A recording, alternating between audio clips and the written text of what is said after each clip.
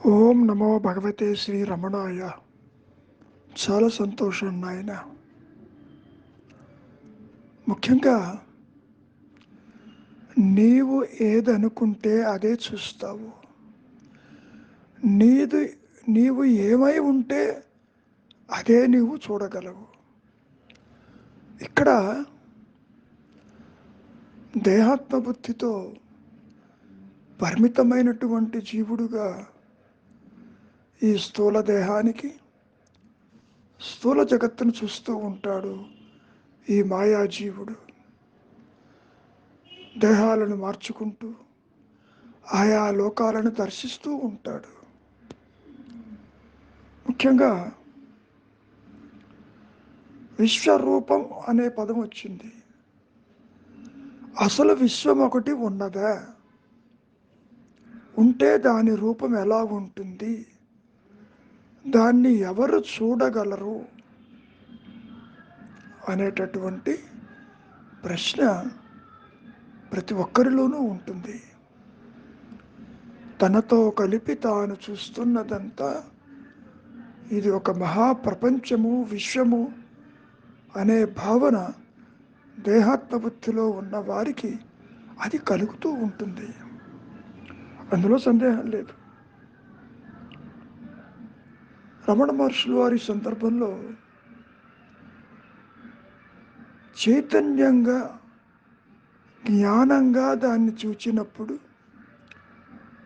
సర్వము బ్రహ్మమయమే అనేటటువంటి స్థితి ఉంటుంది. దాని అర్థం ఏంటి? విశ్వాన్ని చైతన్యంగా చూడాలి.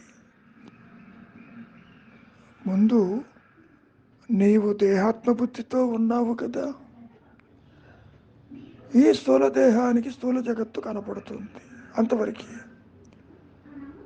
నీవు ముందు దేహమేమో చూడు. అంటే కృష్ణ పరమాత్మ గీతలో కూడా ఈ విశాల ప్రపంచమంతా తానే అన్నాడు. తానే అంటే ఉద్దేశం ఆ ఎరుకే నేను, నా వల్లనే ఇది ప్రకాశిస్తున్నది అని చెప్పటం. ఇక్కడ దృశ్యము ఒకవైపు, ద్రష్ట ఒకవైపు, దీనికి ఆధారంగా చైతన్యం మరొక వైపు. చైతన్యము లేక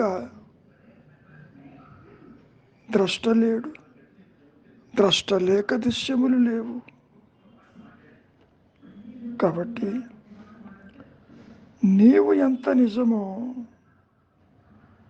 ఆ దృశ్యాలు కూడా అంతే నిజము.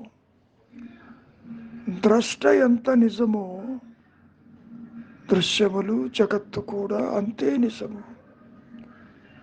అంటే దీని అర్థం ఏమిటి? చూచే నేను ఎవరు, అదే నేనెవరన్న ప్రశ్న. ఇక్కడ కృష్ణ పరమాత్మ చాలా స్పష్టంగానే చెప్పారు. అర్జున, నువ్వు నేను పుట్టలేదు, రాజలోకాలు లేవని.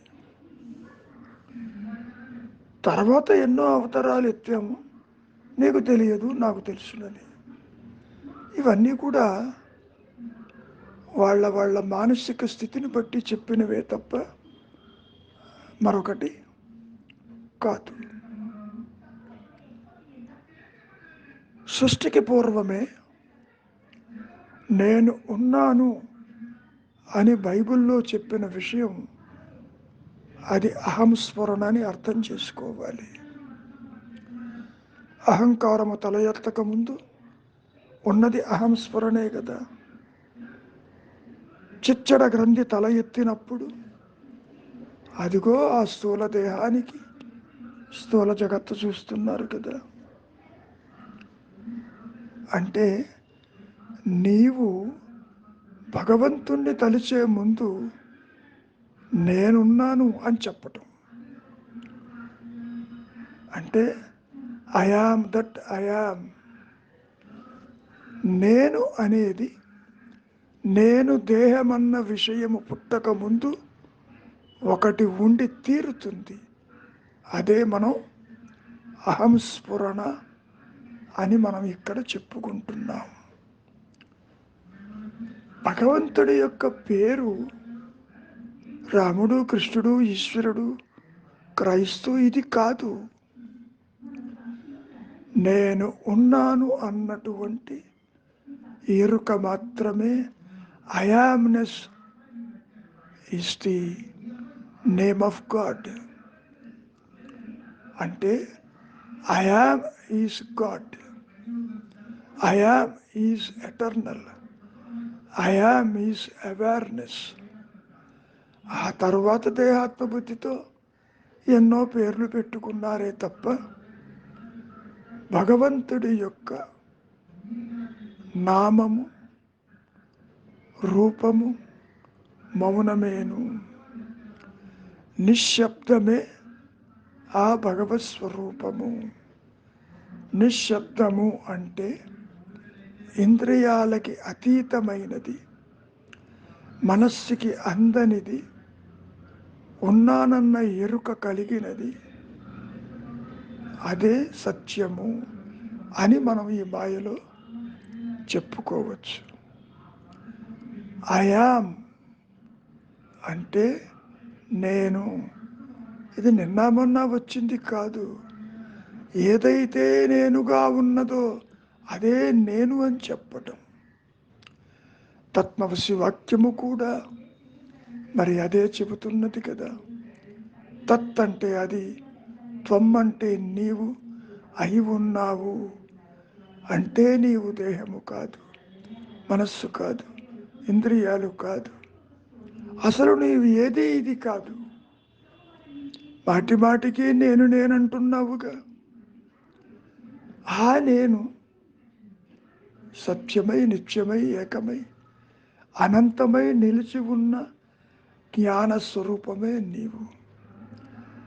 మరి జ్ఞాన దృష్టితో చూసినప్పుడు దేహము కూడా ఆత్మేను, జగత్తు కూడా ఆత్మేను, విశ్వము కూడా ఆత్మేను. కాబట్టి ఇక్కడ ఆత్మదర్శనమే విశ్వదర్శనము. అంతేగాని దేహాత్మ బుద్ధితో, పరోక్ష జ్ఞానముతో, ఇంద్రియముల ద్వారా చూసేది అంతా కూడా బ్రహ్మజనితము. అదే అంటారు మహర్షులు వారు, నీవెంత నిజమో ఆ విశ్వము కూడా అంతే నిజము.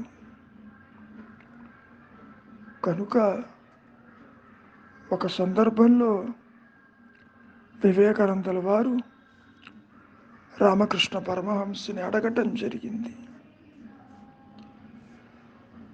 మీరు దైవాన్ని చూచారా అని.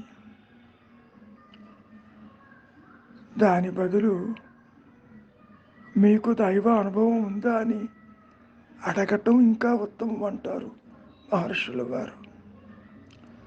అనుభవం అంటే మరి ఆత్మస్థితిగా, పూర్ణంగా, ఏకంగా, పరిధులు లేక నీవు నిలిచి ఉన్న స్థితి అని గ్రహించటమే అవుతుంది. నీవు దేహం అనుకుంటే, పరిధులు కల్పిస్తే నీ గ్రహింపు కూడా పరిమితమే అవుతుంది కదా. కానీ నీ ఎరుక పూర్ణము కాదు, ఇప్పుడున్నది సాపేక్షము, భ్రాంతిజనితము. కనుక నాయన, పూర్ణ జ్ఞానము ఎప్పుడైతే ప్రకాశిస్తుందో ఆ విశ్వరూప దర్శనం అప్పుడు నీవేమి కోరుకుంటే అది చూడు అన్నారే తప్ప కృష్ణ పరమాత్మ సత్యాన్ని అందించలేదు, సత్యాన్ని చూపలేదు. అంతకంటే ఏమీ లేదు. ఇదిగో చూడు నీ ఆత్మని ఎన్నడూ చెప్పలేదు. ఏది చూడదలిస్తే అది చూడమన్నాడు. అన్నీ చూశాక నీ సుందరమైన రూపాన్ని చూపించమన్నాడు. అంతవరకు మంచిది. జ్ఞాన దృష్టితో చూచినప్పుడు సర్వము బ్రహ్మమయమే. చక్షు దృష్టితో చూచినప్పుడు, పరిమితమైన జ్ఞానంతో చూచినప్పుడు అంతా పరిమితమే, అంతా కనపడిపోయేదే. మంచిది. మౌనమే నీ సహజత్వం.